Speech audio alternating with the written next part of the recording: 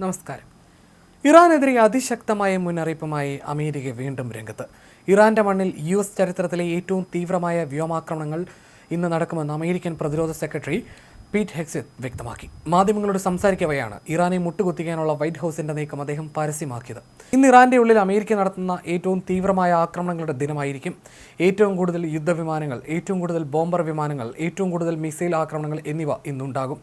മുമ്പത്തേക്കാളും കൃത്യമായ രഹസ്യാന്വേഷണ വിവരങ്ങളാണ് ഞങ്ങളുടെ പക്കലുള്ളതെന്നും ഹെഗ്സെത്തിനെ ഉദ്ധരിച്ച് BBC റിപ്പോർട്ട് ചെയ്തു.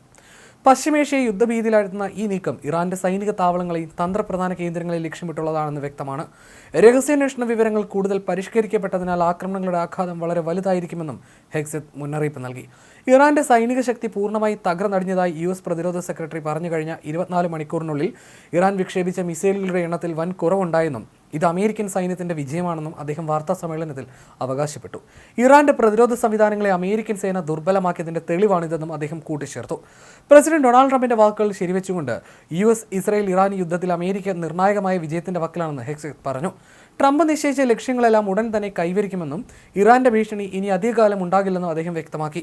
അത്യാധുനിക സാങ്കേതിക വിദ്യയും സൈനിക കരുത്തും ഉപയോഗിച്ച് ശത്രുവിനെ തങ്ങൾ തകർത്തുകൊണ്ടിരിക്കുകയാണ്. ശത്രുവിനെ പൂർണ്ണമായും നിശേഷം പരാജയപ്പെടുത്തുന്നതുവരെ വിശ്രമമില്ലെന്നും അദ്ദേഹം വ്യക്തമാക്കി.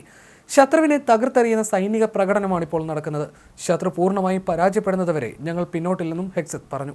ഇറാന്റെ ഓരോ തന്ത്രപ്രധാന കേന്ദ്രങ്ങളും അമേരിക്കൻ മിസൈലുകളുടെ ലക്ഷ്യസ്ഥാനത്ത് കൃത്യമായി പതിഞ്ഞിട്ടുണ്ടെന്നും ഏത് നിമിഷവും സർവനാശം സംഭവിക്കാമെന്നും അദ്ദേഹം കൂട്ടിച്ചേർത്തു. യുദ്ധത്തിൽ പരാജയം ഉറപ്പായതോടെ ഇറാൻ ഭരണകൂടം പരിഭ്രാന്തരായിരിക്കുകയാണെന്നും നിഷ്കളങ്കരായ മനുഷ്യരെ അവർ പരിചയാക്കുകയാണെന്നും പീറ്റ് ഹെഗ്സെത്ത് ആരോപിച്ചു. സ്വന്തം സൈനിക ശേഷി പൂർണ്ണമായി തകർക്കപ്പെട്ടതോടെ സ്കൂളുകൾക്കും ആശുപത്രികൾക്കും ഉള്ളിൽ നിന്ന് മിസൈലുകൾ തൊടുത്തുവിടുന്ന ക്രൂരതയാണ് ഇറാൻ ഇപ്പോൾ ചെയ്യുന്നതെന്നും അദ്ദേഹം ആരോപിച്ചു. തങ്ങളുടെ സൈന്യം നശിപ്പിക്കപ്പെടുകയാണെന്ന് അവർക്കറിയാം. അതുകൊണ്ടാണ് മനഃപൂർവ്വം സ്കൂളുകളെയും ആശുപത്രികളെയും മറയാക്കി അവർ ആക്രമണം നടത്തുന്നത്, ഹെഗ്സെത്ത് വ്യക്തമാക്കി.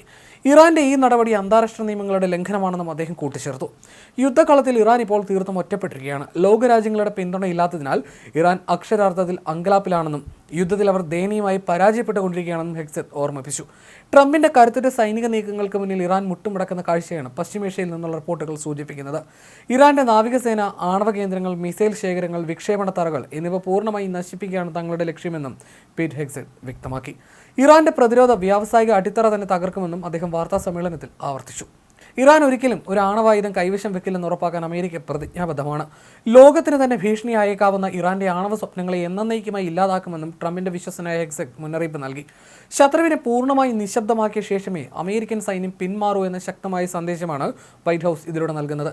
അതേസമയം ട്രംപ് ഇറാന് ശക്തമായ മുന്നറിയിപ്പ് നൽകിയതിന് പിന്നാലെ US-ന്റെ 3 B-1 ബോംബർ വിമാനങ്ങൾ കൂടി ഇന്ന് UK-യിലെ RF എയർഫോർട്ടിൽ പറന്നിറങ്ങി. സീക്ക് ആൻഡ് ഡിസ്ട്രോയ് എന്ന് പേരിട്ടിരിക്കുന്നത് ഉൾപ്പെടെയുള്ള 3 B-1 ബോംബർ വിമാനങ്ങൾ ഇന്ന് ഉച്ച കഴിഞ്ഞാണ് പ്രദേശത്തെത്തിയത്. അമേരിക്കയുടെ ആകെ B-1 വിമാനശേഖരത്തിൻ്റെ ഏകദേശം 4 ഭാഗവും ഇപ്പോൾ UK-യിലെ ഈ സൈനിക കേന്ദ്രത്തിലാണുള്ളത്. ടെഹ്റാനെ ആക്രമിക്കാൻ പാകത്തിൽ അമേരിക്കയുടെ ഏറ്റവും കരുത്തുറ്റ 14 ബോംബർ വിമാനങ്ങളാണ് ബ്രിട്ടനിൽ സജ്ജമാക്കിയിരിക്കുന്നത്.